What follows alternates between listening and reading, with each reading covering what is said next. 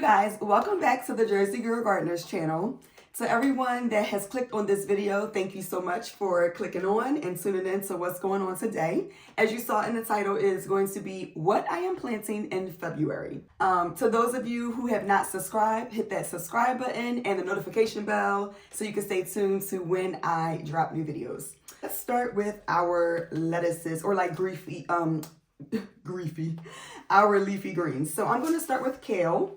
I'm going to be planting kale because I can plant this out in my, and I do container gardening, so I can plant this out in my garden in March. Kale likes to be cold. It thrives in the cool weather, so I plan on getting this out early. And this is the red Russian kale. And then I'm going to move over to the Swiss chard, which is the mixed colors.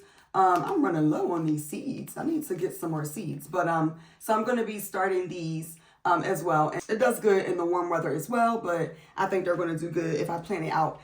Everything that I'm going to start this week, I am going to try to get out in my garden in March, just to give it time to get acclimated, and these do well in cool weather. So they should be great.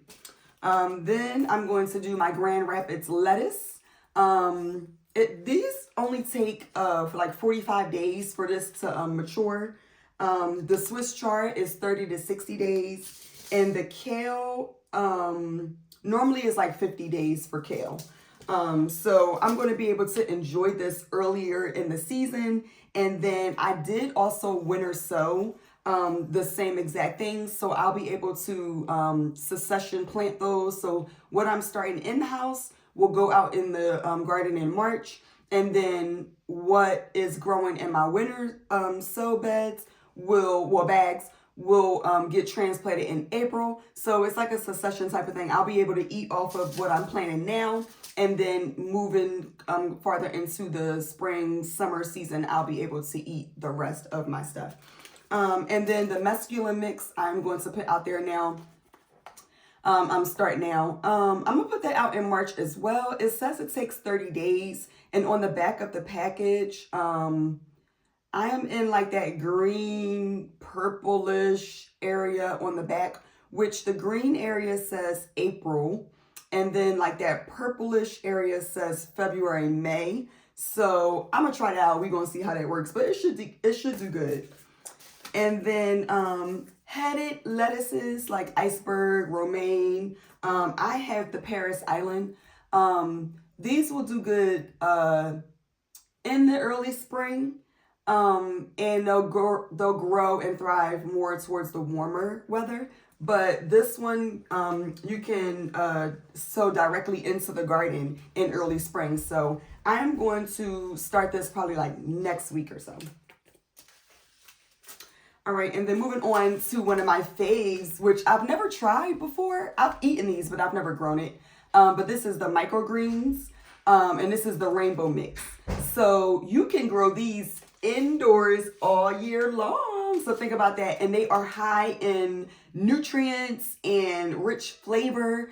So this is a staple that you want to add because you can eat this all year long. This doesn't take long to germinate. It takes like 2 to 3 days to germinate. And then you can start harvesting these basically 7 to 10 days. So this is a staple. All right, moving on to my brassicas. Again, a lot of this stuff I have already winter sowed. So I'm giving it an opportunity to go through the cold stratification process, and then it'll be ready for the spring. But I wanted to get a jump start on some of this stuff as well. So DeCiso broccoli, it takes 45 days. To grow. I got this from freeheirlooms.org. This is a great website to go to. I'll put it in the link so you guys can see that in the description. But I'll put the link in there. But this is DeCiso broccoli. I am going to start this. This was so delicious. Oh my gosh. Oh my gosh. This was the first broccoli that I have grown in my garden. And y'all, let me just tell you, my husband took a bite of a piece of this broccoli, and all he could say was, it tastes so green. Like, it's just green. Like, the freshness of it, it was so delicious. So I am going to be starting this. You can start brassicas. Brassicas like to be in the cold weather. So normally early spring, and then plant it for the fall so you can have it, you know, into the fall and maybe like early winter. But this will do good, and I won't really have to worry about all the will be concerned about all of the cabbage moths and all that stuff kind of eating my stuff, because this will be out early, and this only takes 45 days, so I should be able to eat that without any pest problems. And then the next thing I'm going to do is my extra dwarf pak choi. I'm going to do that as well, and that takes 30 days. And then the bunching onions. Some people start these in January. I'm a little late maybe, or not, but it takes about 60 to 110 days for this to harvest, to be able to harvest, or like to maturity. But I am going to do the white Lisbon bunching onions. And it takes like 5 to 10 days to germinate, not long. I'm going to start those now. And then moving on to herbs. Let's go with the herbs, because the rest of this is my tomatoes, and we'll get into that in a minute. So lemon balm. Now this is lemon balm seeds that I have saved. So that's why it's in this envelope. But I'm going to plant some lemon balm. It takes a while for lemon balm to grow, so I want to get that started now. Oregano, I am going to start. It takes a while for this to germinate as well. Well, not germinate, but to harvest. So it takes a little bit for this to grow. And then basil. Ooh, ooh, ooh, ooh. So this is going to be part of my companion planting. Even though I'm planting in containers, I plan on putting some basil in my containers with my tomatoes and some other stuff. So I want to make sure that I plant plenty of basil. And so basil takes like 5 to 10 days to germinate as well. As long as everything that you're indoor sowing is on a heat mat, it should do pretty good. And so it takes 85 days for this to mature. So I plan on starting this now, because when I start my tomatoes and transplant my tomatoes outside, I want to be able to have basil to go along with it. And then also to some of the things that I'm growing, like my green peppers. If I put that in a container, and then I also put a lettuce, variety in the container, my lettuce is going to be growing, and it won't take from the process of my green pepper growing, because the green peppers is going to take a while anyways, and I'll be able to harvest my lettuce. So that's how I try to companion plant. Well, I'm going to start companion planting this year like that. In my raised bed, I plan on putting broccoli, onions. I'm going to be just doing a whole lot. I forget what they call it, like a chaotic raised bed, I guess you could say. So I'm going to try that this year and just like plant plenty of in my 2 raised beds that I have. All right, and so let's move on to tomatoes. Now, today is February the 5th.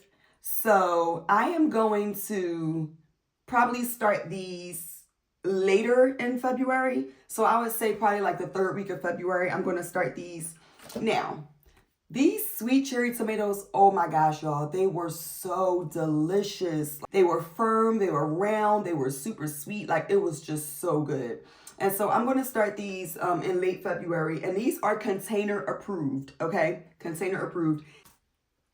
And then let's move on to beefsteak. Oh my goodness, last year I didn't do beefsteak. The first year I did beefsteak, and these were delicious. Now, I did run into like some splitting and stuff like that or whatever, but the tomatoes were so good. So these take about 80 to 85 days to mature. It only takes about like 5 to 10 days to germinate. That's the beefsteak. And then the Roma. I did Roma last year, and they did okay. But the weather last year was just so up and down with the rain and then the heat. It was just ridiculous. But anyways, I'm going to start these as well. They take like 7 to 10 days to germinate. And these were really, really good. These were delicious. So I'm going to start these as well. And it says like 6 weeks. So a lot of the tomatoes say like 6 weeks. The cherry tomatoes say 6 to 8 weeks. So that's why I'm going to start these now, because I want to get these out in my garden as soon as the warm weather hits, because it takes a minute for these to get established and just to be able to enjoy. And then if you're wondering what I'm going to plant in, these were sitting here.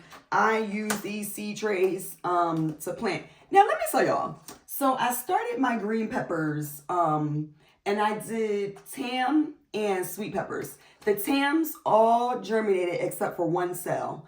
And then my sweet peppers, 3 germinated. So it's 6. I did 6 and 6. So 3 germinated and 3 did not. And I haven't covered those, but with these, it comes with one initial covering for it. And so it's kind of tough when you sow seeds and then some sprout and now they need light, but the other one didn't and it still needs to be covered. I really don't need 6 pepper plants, but if one doesn't germinate, it's fine. And then I'll go ahead and maybe give a couple away.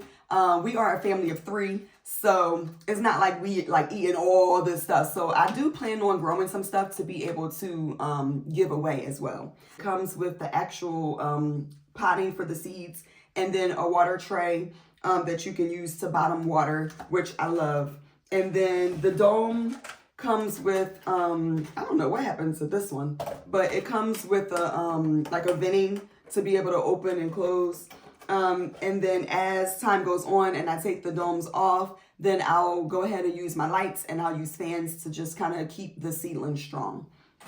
So that is basically it. And I'm going to be potting this in a potting mixture. I don't like to use the seed starting mix. For some reason, I just don't like it. So I'm going to use potting mix for all of these seed trays and the seeds that I am starting. Again, I am in zone 7B, which is in the description. So you want to make sure that you are following whatever zone you are in. And so my last frost date is April the 15th.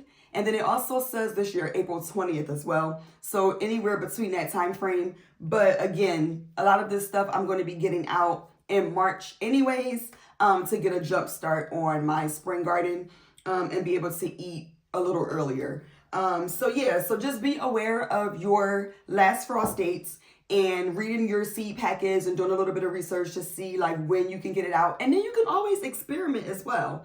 That's why I'm going to do, now last year, okay, let me back up.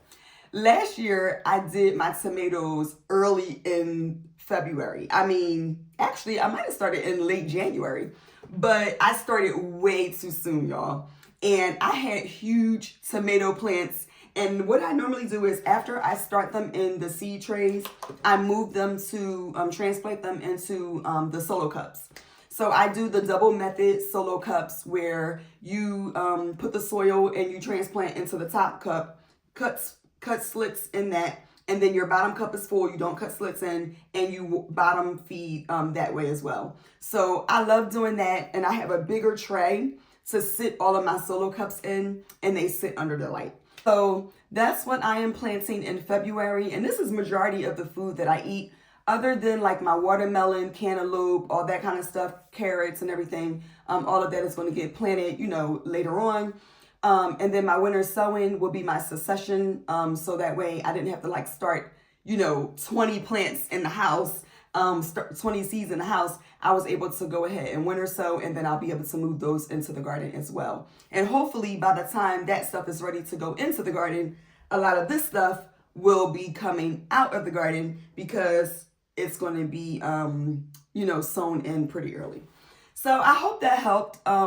Just wanted to share with you guys what I will be starting in February. And if you follow me on TikTok, I will be doing garden tours once a month, showing you what my garden is looking like. I did one for January, and y'all, we under a sheet of ice. So, well, not a sheet, but like several inches of ice. And so there was not much to show. So I'm really looking forward to sharing that on TikTok each month, how my garden grows and flourishes. Last tip for you guys, don't forget to pray over your seeds. After I plant all my stuff, even out in the garden, I say a little prayer, say a little prayer for you. But anyways, I say a little prayer for my harvest. Just believing God that I'm going to receive a full harvest, some abundance to be able to feed my family and other people. So go ahead and pray over those seeds, and happy gardening, guys. See you in the next video.